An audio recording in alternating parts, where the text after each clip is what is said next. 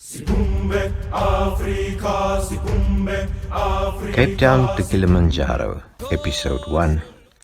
The year was 2015 and the world was again debating whether the earth is flat or not. YouTube's algorithm selected me for offerings on arguments for a flat earth. How it sensed my impressionability or IQ, I don't know. At first I was simply amazed at the silliness of the notion. And then I started watching. I was glued to the screen, just as Google intended. They don't care if you believe the earth is flat. They just want you to keep watching. I have traveled around southern Africa before, but was presently suffering symptoms of withdrawal. I spent 2015 on oil rigs, sharing a cubicle with 3 other guys, and discovered agreement with King Solomon.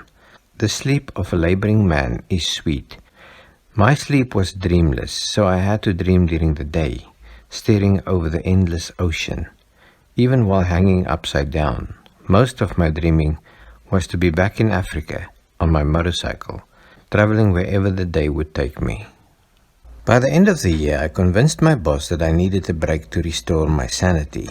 I had 4 weeks leave, but she believed I required at least 6 weeks to accomplish my stated purpose.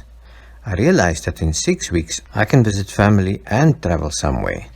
I plan to go see the Ngorongoro crater in Tanzania and get a view of Kilimanjaro. I flew from Perth to Cape Town and spent around 12 days with family and friends, but I was reminded of my childhood and the waiting for presents.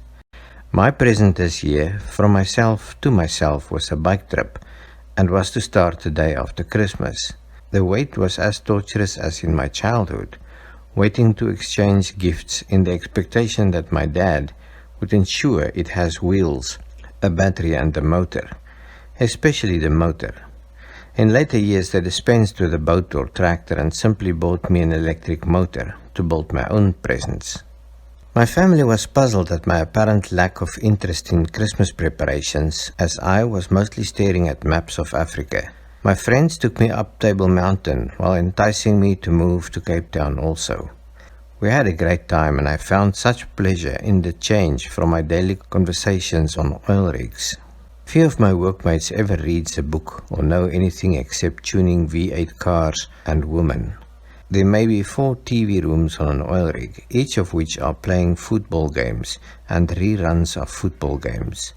Nobody's interested in the History Channel, the business cycle, the oil price, or philosophy. It's just footy all day long. Footy is like rugby for gay people. The players are so pretty and dress up for every game, 24 hours a day, brainwashing the brain dead. Around this time, the Google gods realized that the flat earth was not relevant anymore and that we should all know about the Russian spy who is trying to become president of the United States. Personally, I thought the flat earth was more interesting and less deceitful. By 2022, everybody knew the spy was not a Russian, nor was he a spy, so the gods of Google had moved on again. Presently, YouTube has removed all but the most absurd flat earth media. Instead, we now debate more pressing issues like the nature of women and how gentlemen can become ladies. Real men suspect that gentleman is halfway there already. But having started, one's transition is soon discovered to be a state, not a phase. Having stopped being a man does not bless one with children or the desire of men, but it allows one to occupy our own special category of martyrdom. In olden times, we knew holy men because of the way they wore their shirts, the wrong way around. They were beyond criticism. They received our reverence and respect. In 2022, we now have a new clergy, a caste of men who stand above criticism, whose morals are impeccable, whose taste cannot be faulted, who redeemed themselves from white guilt and racism, the only sin in the world. Just like in olden times, we recognize these men from the way they wear their shirts. White men have no real choice in the matter. Either remain guilty or get castrated. We cannot do blackface or identify as Mexican. That would be wrong.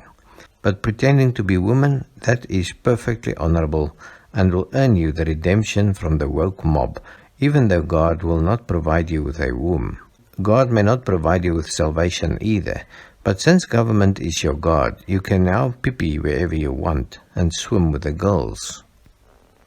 Or we can just remain men and glory in the hatred of those who imitate everything we say, everything we are, and everything we do. All my life, I've lived by a code. And the code is simple. Honor the gods, love your woman, and defend your country. Let the mob grow purple hair and castrate itself. Statistically, this is such a fulfilling outcome that among trans people, those who don't try to kill themselves is as much as 50%. As I sat atop Table Mountain, 2015 was running out fast and I was staring north looking for Kilimanjaro. I made two observations supporting different theories. I could see the earth is flat and yet I could not see Kilimanjaro. Maybe it hides behind the horizon, then the earth must be round, or perhaps is diminished beyond the vanishing point if the earth is flat. Either of these explanations will hide stuff like Kilimanjaro, if there is a Kilimanjaro. Who know these things? Aristotle believed anything can be discovered by deduction and logic. So Newton deduced that the earth is a sphere. NASA seemed to agree with Newton, and SpaceX launched a Tesla on a rocket to prove the earth is flat, or not flat, or a Tesla is flat, or something. Even though the horizon does not appear to be curved, we know that space is curved, because Einstein said so. He said so because otherwise gravity exists, and since not even Newton could explain gravity, Einstein changed the name. Next time your motorcycle falls over, don't blame gravity. Blame the space-time continuum. Politicians do the same thing. They presently change the definition of a recession to prevent us from having one. But in fact, your bike will still fall over. Whatever you name the cause, the effect will be the same. The ancients believed the earth is a flat disk like a pancake with a magnetic mountain stuck in the middle. They never found the mountain because it's cold up there. But most recently, various expeditions in 1831 and in 1903 found the magnet, though it was not a mountain, and they did not find it in the same place. The US Strategic Air Command explored the Arctic area, but their findings were classified top secret, just to make the flat earthers more suspicious. In 1996, the Canadian government decided to give it a go and found the pole in yet a different location. It has traveled 1100 kilometers during the past century. If not for Top Gear, who finally found the pole in 2007, we may never have had conclusive proof. But now we can be certain, because we saw it with our own eyes on TV. Being a flat earther and believing the earth is flat is not necessarily the same thing. Just like being Catholic does not mean Nancy Pelosi is pro-life. Saying we follow the science does not require us to look at data. Evolutionists blame Hitler for implementing their faith, while science should not be taken so literally. The World Health Organization warns people to avoid outdoor fresh air and sunshine. We all believe with some economy. Christians agree that Jesus took away our guilt, but to give up sinning is a struggle. Greenies believe CO2 destroyed the environment, but they perambulate in private jets. Republicans believe in fiscal responsibility, but support the Federal Reserve.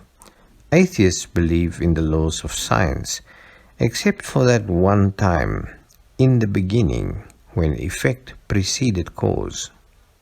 Being a flat earther means different things to different people, but one point of agreement is that the settled science is argued from authority.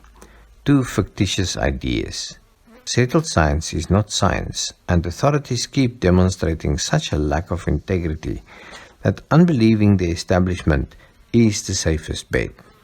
In some ways, we should all be flat earthers. In many ways, we all are. But unlike most of us, real flat earthers have stopped caring what you think of them. They experience the freedom to wonder, to test, to doubt, to verify, and to believe.